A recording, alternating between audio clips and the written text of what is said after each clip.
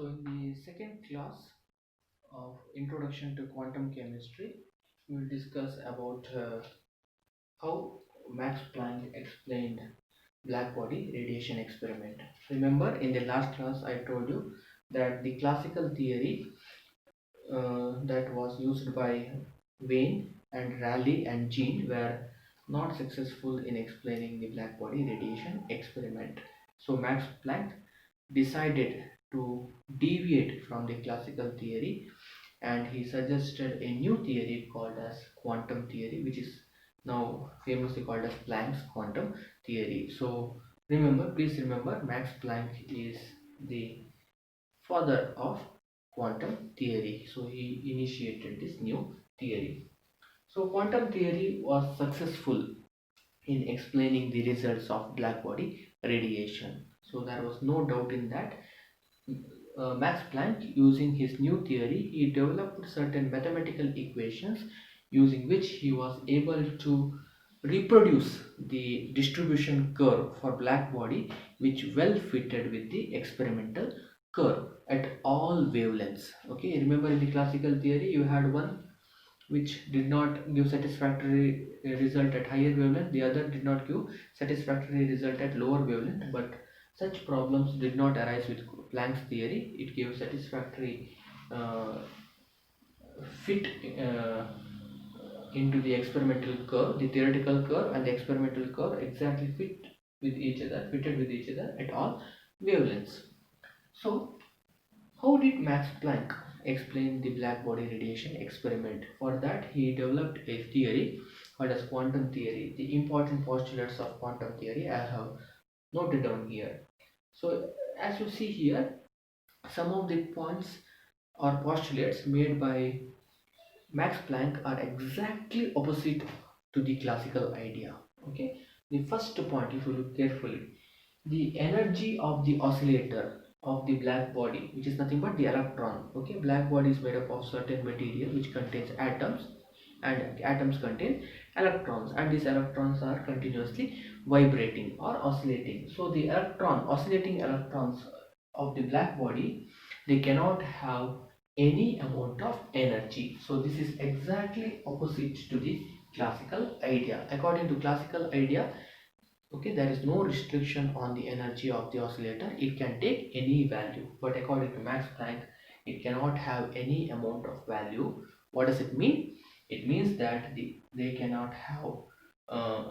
have only discrete amount of energy or restricted amount of energy. So he said that energy of the oscillator is quantized. So he devised a or coined a new term called as quantization of energy. So according to Max Planck, energy of the oscillating electron is quantized, or it is discrete, or it is not discontinuous. So this is a very important difference between classical theory and quantum theory. The second important difference that you can see here is, according to classical theory, the energy of the oscillator or the energy of the electromagnetic radiation depends on amplitude and not on the frequency or wavelength. But according to Max Planck, the energy of the oscillator does not depend on the amplitude. Okay, it depends on frequency or wavelength. So Max Planck thought that these words energy and intensity, which were unconsciously, okay, accepted as having similar meaning. So he made a differentiation between energy and intensity. Intensity depends on the amplitude square, but energy does not depend on amplitude. It actually depends on frequency or wavelength. He made a quantitative statement that energy of an oscillator or the wave is directly proportional to n into nu. Okay, if you remove the proportionality, you can write it as E is equal to n into h into nu, where n stands for an integer. It is strictly an integer. H is a constant, a proportionality constant. Nu is the frequency. Now, what is the meaning of this equation? Let us substitute different values of n. Okay, the lowest value, let us assume that n is equal to 1. It is always positive, so n is equal to 1. So the lowest energy the oscillator can have is E is equal to h nu. What is the next possible energy? Can I substitute n is equal to 1.1 or 1.01? No, because according to Max Planck, n can only take integral values. So the next possible value of n is equal to 2. So the next energy the oscillator can have is 2 into h nu. Similarly, the next energy will be 3 into h nu. These are the allowed energy the oscillator can have. What about 1.5 h nu? Can the oscillator possess this energy? No, because n is equal to 1.5 is not an integer, so it is not allowed. Similarly, n is equal to 2.8 is also not allowed. So the energy an oscillator can have is now restricted to only few values. Either it can be h nu, it can be 2 h nu. It cannot have energy between h nu and 2 h nu. 1.5 into h nu is not allowed or forbidden. So the energy of the oscillator is discrete or quantized, and it depends on the frequency or the wavelength and not on amplitude. So these are the two opposite ideas. Okay, so the classical theory and the quantum theory deviates here from their ideologies. Whereas the third important postulate of Max Planck is the light is an electromagnetic wave. So there is no difference between the classical idea, classical thinking, and Max Planck thinking. Okay, Max Planck also believed that light is not a particle, light is an electromagnetic wave. So using these postulates, he derived an expression, theoretical equation for blackbody radiation experiment, and using that equation, he was able to reproduce, okay, the curve of blackbody radiation.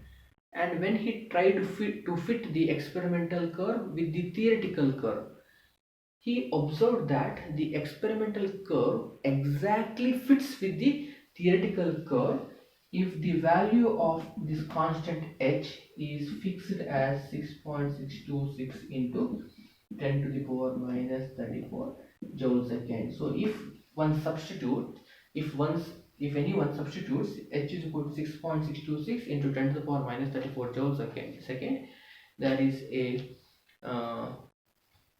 perfect fit between the experimental blackbody distribution curve and the theoretical curve given by Max Planck.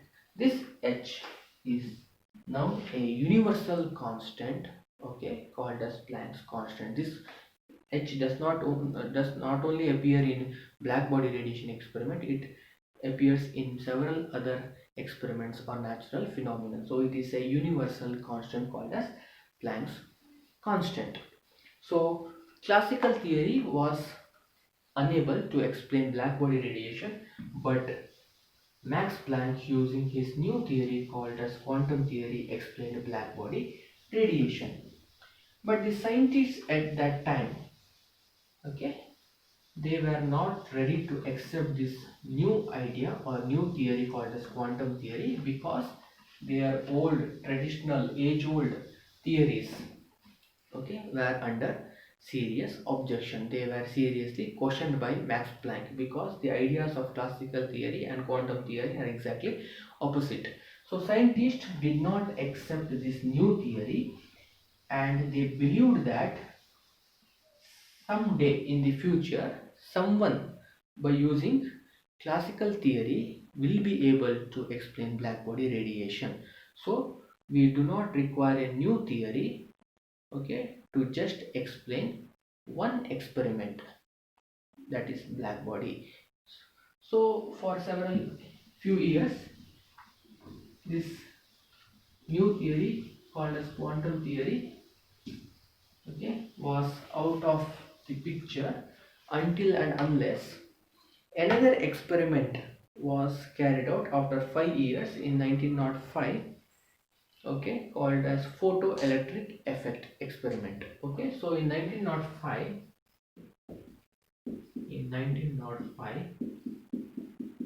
okay, Einstein explained photoelectric effect using Planck's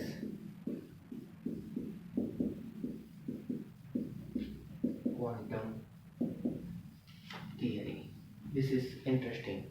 So for few years, Max Planck's quantum theory was sidelined because there was no necessity of this theory to explain any other experiment, because uh, classical theory would have precisely explained all those experiments. So there was no need of this new theory just to explain one experiment. But in 1905, Einstein explained another experiment called as photoelectric effect using quantum theory. This photoelectric effect experiment was carried out at the end of 20th century, at the beginning of 20th century, or at the end of 19th century, in and around 1895, and the results of photoelectric effect could not be explained by classical theory. So the another important limitation of classical theory is it cannot explain the experimental results of photoelectric effect. So this is another serious blow to the classical theory.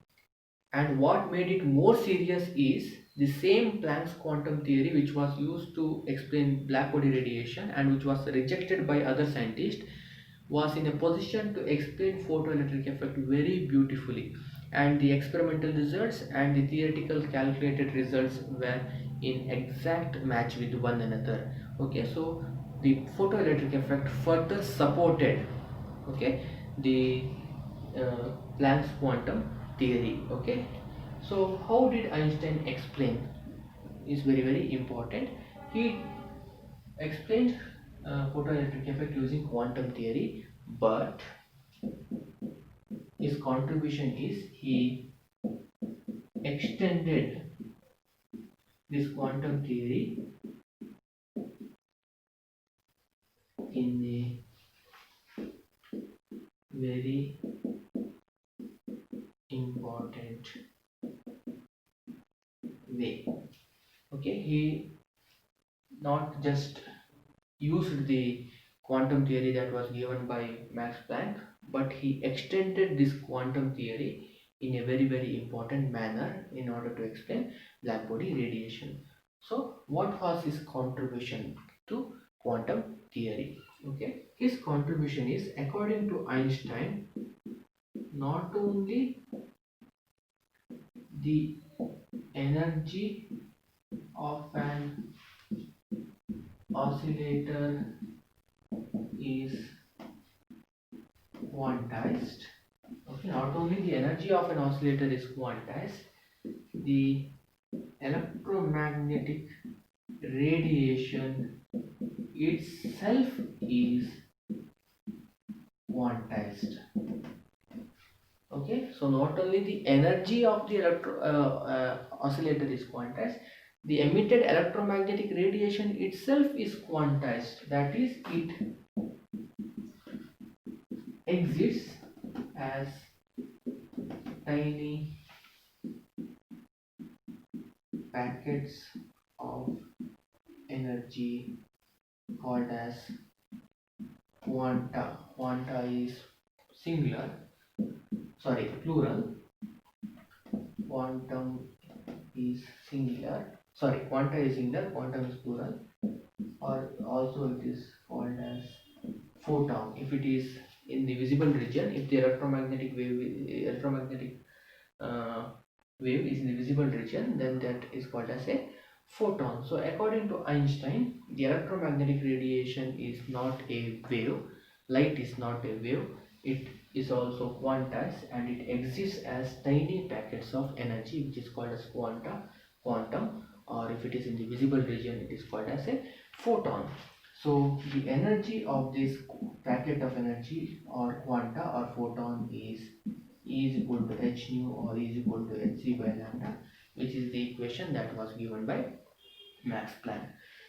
So not only the energy of the oscillator is quantized, the light itself is quantized.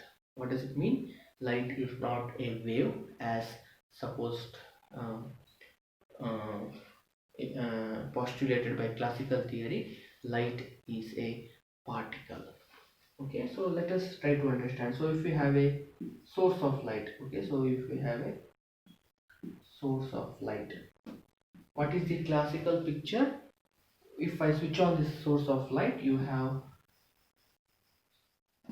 okay, light emitted in the form of an electromagnetic wave. So this is the classical picture where light is an electromagnetic wave having frequency as well as amplitude. But what according to Einstein, if I have a source of light and if I switch on the light source of light, light will be emitted as tiny packets of energy or bundles of energy called as photons. Okay, so light is emitted as tiny packets of energy, and each this packet or bundle of energy is called as quanta or photon, and each of this photon is having h nu. This photon is having h nu energy. This is also having energy is equal to h nu. This is also having energy is equal to h nu. All the photons are having the same energy h nu. So the main difference between the classical theory and the quantum theory is, according to classical theory, light is an electromagnetic wave, but Einstein made a important change to the idea of light. Okay, that light is not a wave, light is actually a particle, and it is each of the photon is having energy E is equal to h nu. So all the three points that we have discussed till now, okay, all the points are exactly opposite to the classical idea. One is, according to classical idea, energy is continuous, but according to Planck's quantum theory, energy is discrete or quantized. So they are exactly opposite. According to classical theory, energy does not depend on frequency or wavelength, it depends on amplitude. But according to Planck, energy depends on frequency or amplitude and not on frequency and wavelength and not on amplitude. The third difference now that is given by Einstein is light is not a electromagnetic wave as imagined by or postulated by classical theory. Light is actually a particle. It is a tiny packet of energy or bundles of energy called as photons.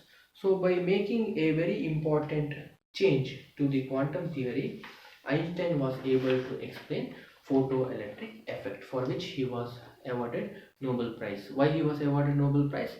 Because he did not explain not for explaining photoelectric effect by using quantum theory. He made a very important contribution. Okay, he not only explained photoelectric effect by using quantum theory, but he also made a very important assumption, that is, light is not a wave, it is actually a particle. So by using this extended version of quantum theory, he was able to explain photoelectric effect.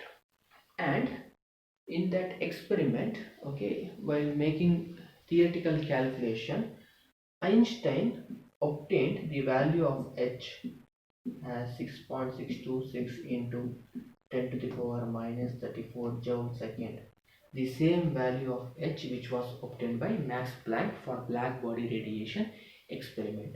So Einstein, in photoelectric effect experiment, okay, he observed that the theoretical result and the experimental result fitted with each other if the value of h is substituted as 6.626 into 10 to the power minus 34 joule second. It is the same value that was obtained by Max Planck in another experiment, that is blackbody radiation experiment. So two different experiments, not related to each other, independent of each other. In both the experiment we come across a same physical constant which has had the same value.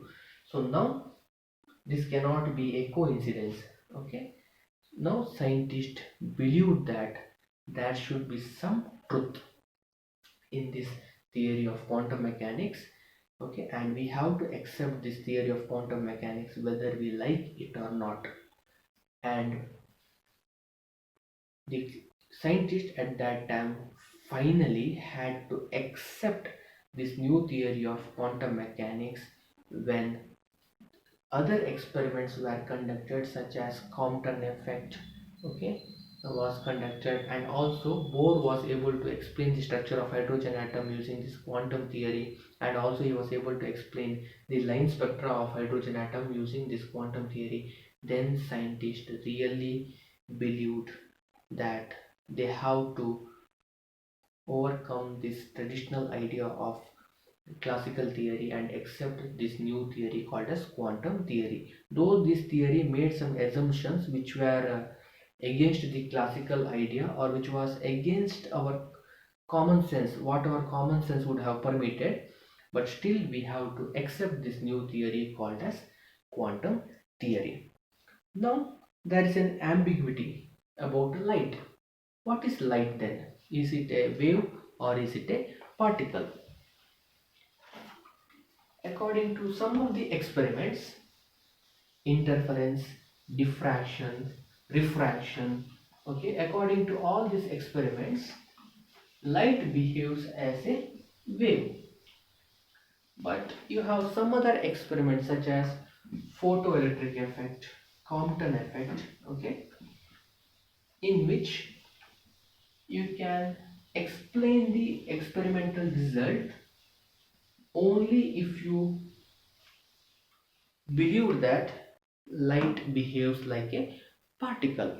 So some experiments supported wave theory of light, and some experiments proved or supported particle nature of light. So what is light then? What is light? Is it a particle or is it a wave? The answer to this question can be given in two ways. One is it is both a particle and a wave. It is both a particle as well as a wave. The other way of answering to this question is it is neither a particle nor a wave. Okay, you can answer this in two ways. Light is both a particle as well as a wave, or you can also say it is neither a particle nor a wave. Okay, this theory of light is called as dual nature of light.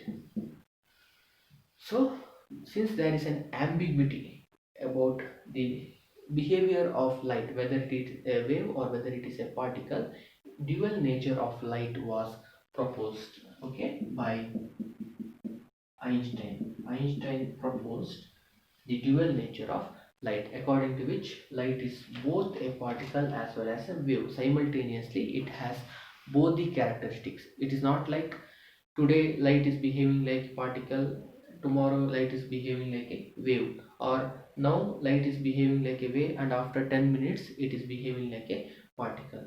Okay, light is behaving both like a particle as well as a wave simultaneously. So it is having both the characteristics together, blended together. You cannot separate them. In some experiments, okay, wave nature dominates, and in some experiments particle nature dominates. In some experiment, the wave nature of light interacts with the experimental setup, and in some experiment particle nature of light interacts with the experimental setup.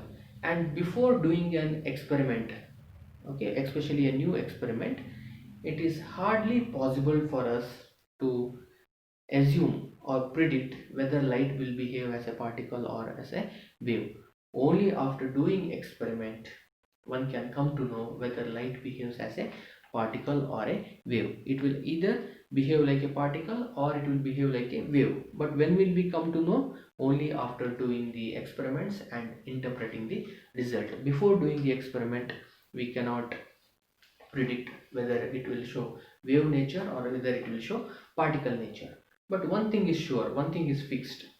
Okay, it will not change its characteristics for a particular experiment. For example, if I do interference experiment today, it behaves like a wave, and if I do it tomorrow, it behaves like a particle. No, there is a consistency. There is a consistency. If I do the interference experiments today, tomorrow, day after tomorrow, or even after 10 years, you will always uh, expect the light to show wave nature. If I carry out the photoelectric effect experiments any day or any hour of the day, it will always behave like a particle in that particular experiment. But if I am carrying out a new experiment, Only after doing the experiment I can come to know whether it behaved like a particle or it behaved like a wave.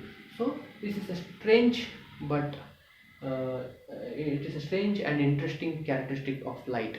It is very hard to imagine, okay, how to imagine this, a entity having both particle as well as wave nature. It is hard to imagine, but we have to accept the reality, we have to accept the truth, okay, we have to go with this. So let us go into the mathematical details of dual nature of light. Okay, according to Einstein's special theory of relativity, okay, where he assumed the particle nature of light, that is the concept of photon. The energy of the photon is equal to mass into c square, where m is the mass, rest mass of the photon, and c is the velocity of the photon. E is equal to mc square. This is in terms of the particle nature of light, that is photon. According to Max Planck, a light is a wave or an electromagnetic wave, and its energy is h nu or hc by lambda. This is the wave nature of light given by Max Planck. Energy is equal to h nu or is equal to hc by lambda. This is E is equal to mc square as per the special theory of relativity, where we have the particle nature, that is the photon nature of the light. Now since we are speaking about the same light, okay, we are speaking about the same light, one in terms of particle nature and other in terms of the wave nature. Both these equations are giving the uh, energies for the same light. Okay, so if we compare these two equations, we get hc by lambda, okay, is equal to mc square. Mc square is equal to hc by lambda, which can be rearranged and written as lambda is equal to h divided by m into c. Mass into velocity means momentum, so you can write lambda is equal to h divided by p. So this equation represents the dual nature of light. Okay, why it represents dual nature of light? Because if you carefully look at the LHS of this equation, lambda, it represents the wave nature of light, whereas the RHS of the equation, you have P, momentum. Momentum is a characteristic of a particle. So the wave nature of light is related to the particle nature of light by this equation. So this equation represents the dual nature of light. Lambda, the wavelength of the light, is equal to Planck's constant divided by p, the momentum of the photon. So we will conclude this session here. So what we come to know from this session is quantum theory is not a theory that was postulated just to explain one or two experiment. Quantum theory is how the nature actually behaves. So we have to reject or leave the classical theory here itself and proceed to understand in greater depth the essential aspects of quantum theory, which is how the system or nature behaves. Okay, I do not say that classical theory is completely wrong. It is correct. It is also correct, but not completely correct. It has its own limitation. Okay, so in today's class, we saw that how Max Planck, by using his quantum theory, explained blackbody radiation, and we observed the important differences in the postulates of classical theory and quantum theory. And further, Einstein explained the experimental results of photoelectric effect by using the quantum theory, and he extended it in a very important way by saying that light is not an electromagnetic wave, it is a particle. It has tiny packets of energy called as quanta or photon. And he also postulated the dual nature of light, that is light can behave both as a particle as well as a wave simultaneously, and he obtained an expression lambda is equal to h divided by p. Okay, we will conclude this session here.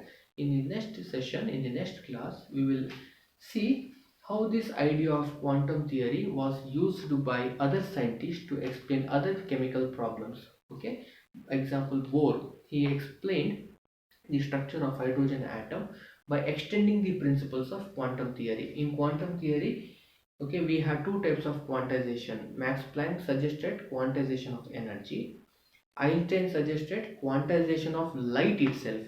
Okay, in the next class we will see that Bohr, in order to explain the structure or stability of hydrogen atom, he assumed that the angular momentum should also be quantized.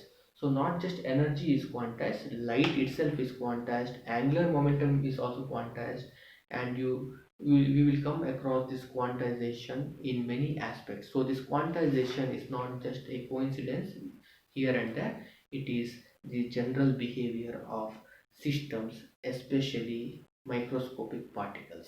Thank you.